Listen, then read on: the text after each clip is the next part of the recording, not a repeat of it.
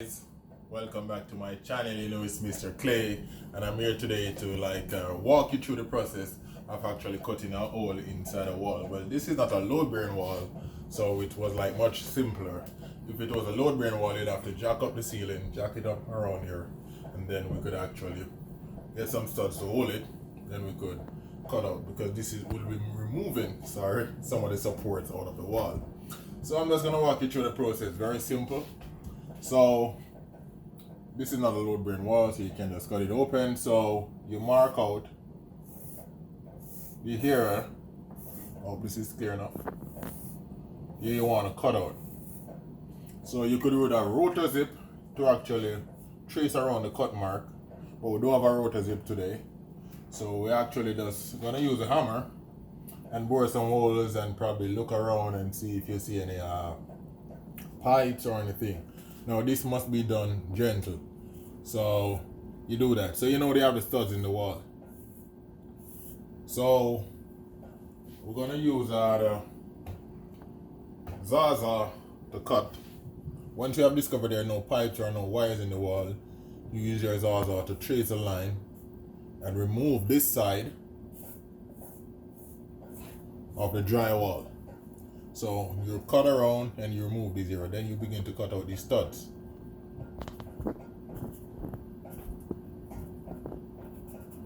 Okay, then you remove these studs.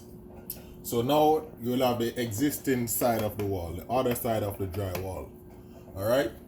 So after you cut out that, you're gonna frame up around here.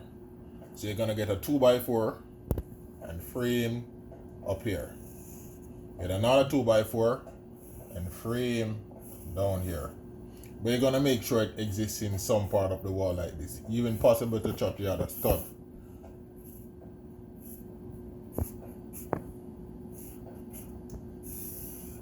Right? Now, behind this wall, you're gonna measure from here to here and put a 2x4 behind this wall.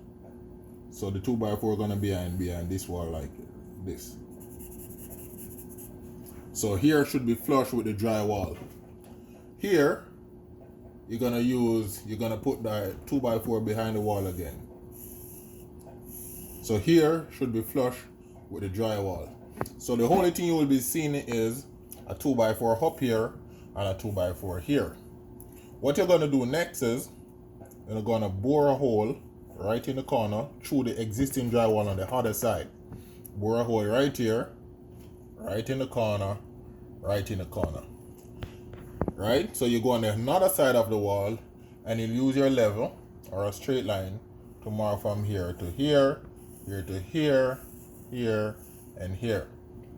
Now you're gonna use your Zaza again, and you're gonna bore this wall from around the other side. So around this side now. And you're gonna bore it all along the lines. You're gonna bore it all along the lines and leave the opening. So it should be flush with a 2x4 behind here. Alright? So you have it all flush now, and you only have a 2x4. You might need some little strips of drywall to put at the bottom and to put at the top. Alright? Just to cover back the 2x4, the size of the 2x4. Okay, so after that is all done, we're gonna think about framing our inside piece. So what we got first was actually some 3/4 inches thick by 4.5, but the wall was too thick because there was some inconsistency in the wall. What I mean by inconsistency, up here would be 5, down here would be 4 3/4. So it's not gonna make the trimmings sit flush. So what I had to did was actually use my tape measure and measure up at the top, and it got 5. Measure at the bottom, you might get 4 3/4 rather, or something like that, where you have to try and make it uniform or as looking good as possible. So what we did was actually just to use this, which would be some piece like this. Now if you don't have a ripping saw, this is what you could do. So if you don't have a ripping saw, it's simple. You get a straight edge piece of board. So first, you will mark what you need. So you mark here, mark here.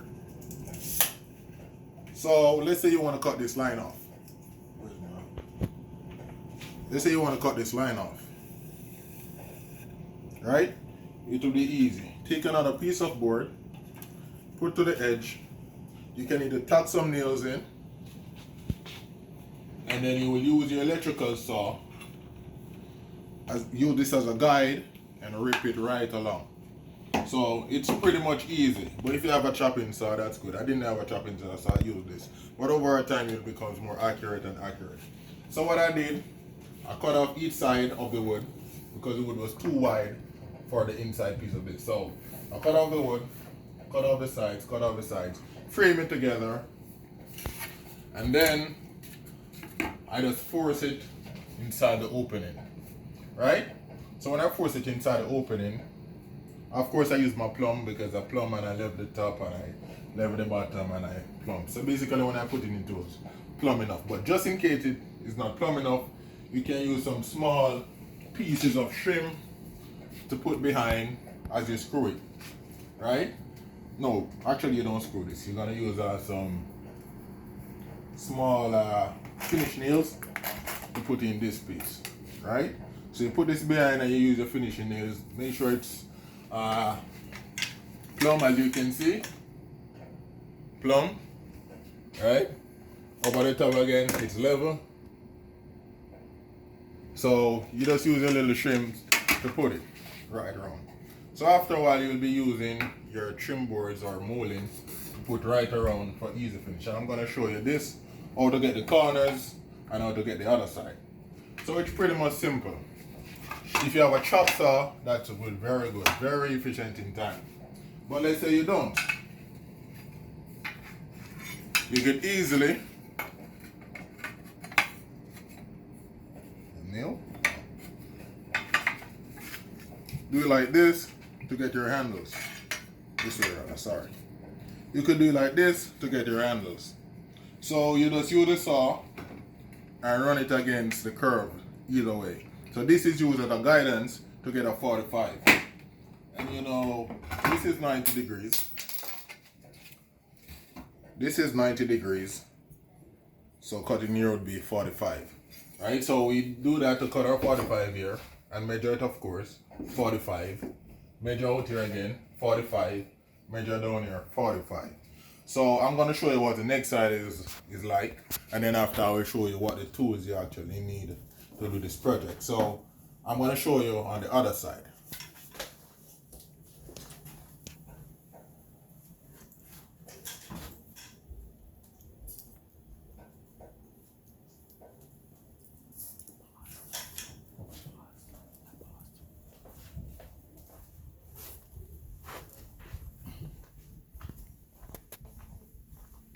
Yes guys, so this is what the other side look like. Of course, we use another trimmings.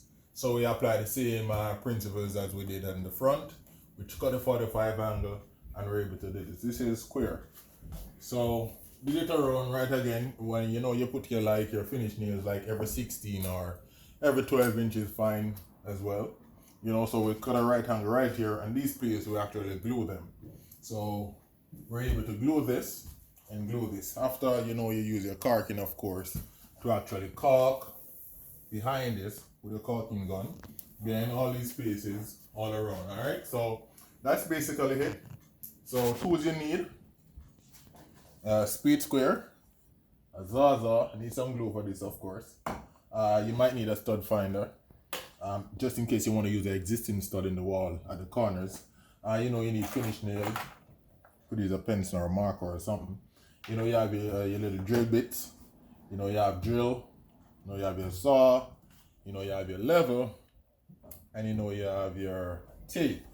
And also a nail puncher, very important. If you don't have the machine that's used to fire the nails inside, a nail gun, you need a nail puncher. So of course you put this over the nail head when you reach a point, because you don't want to hit and dent the wood. So you put this on top of the nail, and you'll actually punch it. Oh. So you actually punch it until the nail counterstick inside the wood. then you just little putties and just finish over. So that's basically it, guys. Very simple. If you want to like share your tips or so in the comment section, please feel free to do that. And I'll see you next time on Mr. Clay. All right, stay safe.